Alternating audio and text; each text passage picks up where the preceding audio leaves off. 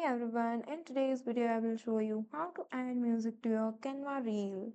So first open your Canva and go to social media, and here you will see there are lots of options. I'm selecting Instagram reel and choosing my reel which I want to add audio.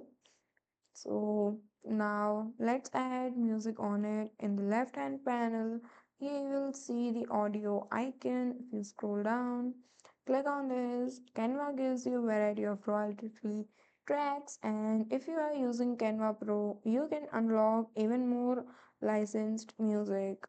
Click on the track you like, and it will automatically appear in the timeline at the bottom. From here, you can drag the audio bar to adjust when it starts, trim it to fit your reel, or lower the volume if needed.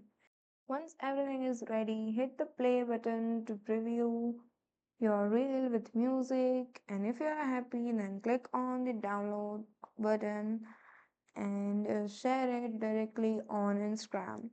So that's it, that's all for today. Thank you for watching.